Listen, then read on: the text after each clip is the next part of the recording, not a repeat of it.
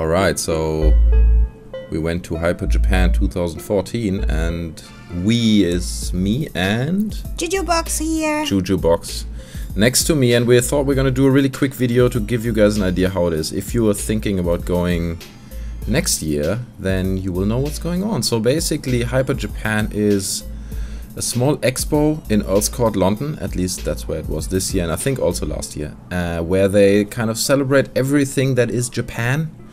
So food, drinks, video games, manga, art, karaoke, everything that is Japan really. So since I'm a big Japan fan and Jojo-box as well.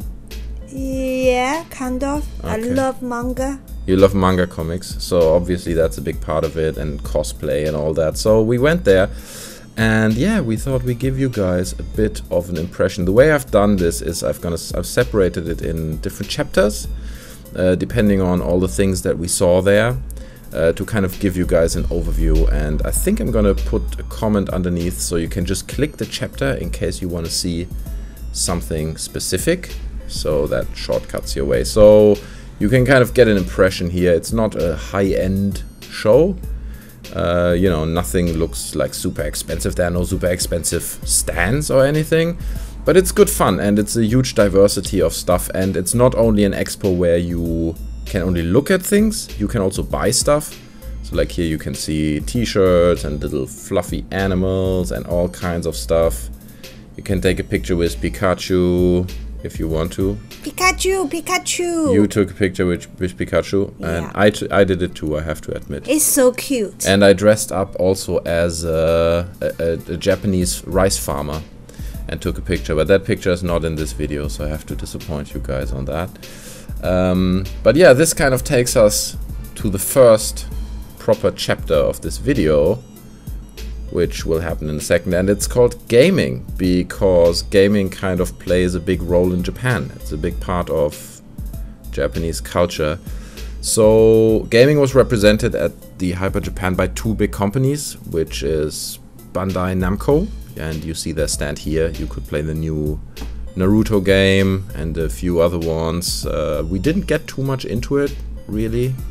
We did play some game like a what's the name? Pac-Man. Pac-Man. We played some Pac-Man, but it was like a new 3D version of Pac-Man that I didn't even know about. I didn't know it exists, and it was a bit confusing. I was a ghost and you were the Pac-Man, and then I tried to eat you and you ate me, and I just cannot eat you. I don't know why. Oh, this one is fun. This is Donkey Kong, I believe, the new Donkey Kong on the Wii U, and that's already the Nintendo stand that you see here. It includes a little shop on the left that you see there, where they sell, you know, funny Super Mario hats and hoodies that have mushrooms on them and all kinds of little... But I didn't like it too much. I didn't like the designs they had for some reason. Well, you can get like a 15% voucher there. That's right, yeah, you get a bit of a discount in the shop. Here you see some kind of semi-professional Super Smash Bros. Players playing on the Wii U on a huge screen.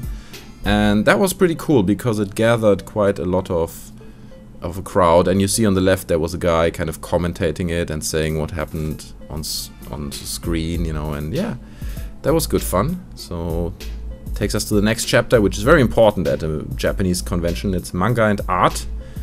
And obviously you can buy all kinds of little figurines and manga comics and manga books and everything that's manga. Would you put these figures in your living room? No. Why no? I don't like girls. You want the male figurines, okay. I don't think they had those. But anyway, you can also buy books, which, you know, this is an example of. It's basically an illustration book where every page is designed by a different Japanese illustrator, which I believe was quite expensive though. It was £50. 48 pounds. 48 pounds. There was kind of a girls' university, I think, for art university. Yeah. Where you could get sketched. I think they were called Cumos University, C-U-M-O-S. I'm not even sure. But you could go there and be sketched as a manga character. You could buy posters, you know, of all your favorite manga comics. I mean, for my part, I'm a big Persona fan, for instance. I love the Persona series, but they didn't have that, so I was a bit disappointed. It's too old, right?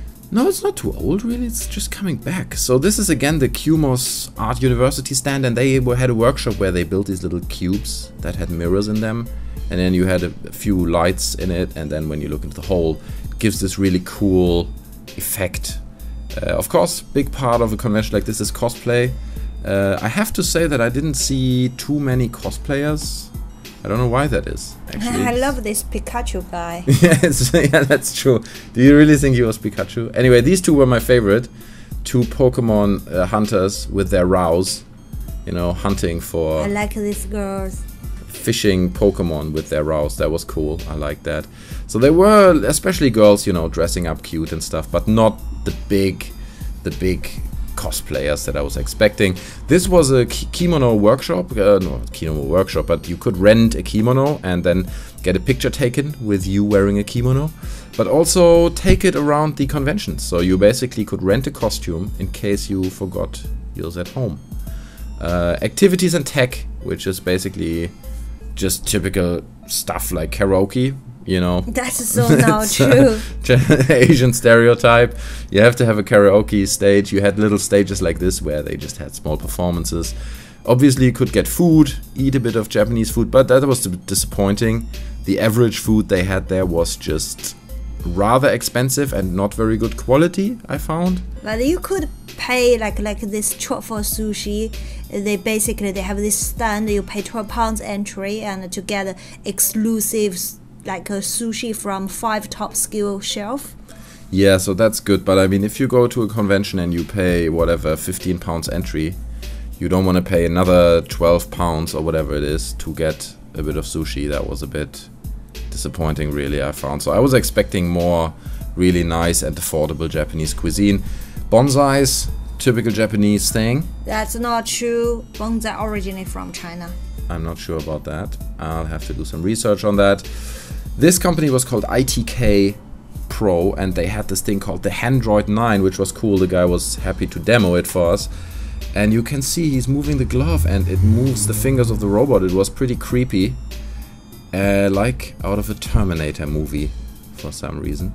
I can use this hand to touch you in the evening. Oh, zoo, that's zoo, creepy stuff. Zoo, zoo. Let's quickly change topic. We're going to performances and, you know, activities you could do. So this guy was on stage and he was doing a bit of martial arts with his nunchuck, or what is it called? Nunchako or something? We call Dao. Dao. You call it Dao in China? Yeah. Okay, so you call it Dao, and he had knives on it, and he wasn't too bad, and he was very well trained, but yeah, a bit of performance. And of course, not to miss out on some J-pop. You know, we had the chance to see the incredible band Yanakiku, and one is called Yana and the other girl is called Kiku. And I'm totally in love with Kiku now. She's my new crush. I'm gonna buy all their records. And if she's seeing this, she can marry me. If she wants to, she can just send me a message. But you on have YouTube. to divorce first. I have to get divorced first, but I will take care of that. Anyway, guys, subscribe to my channel. Leave a like if you enjoyed the video.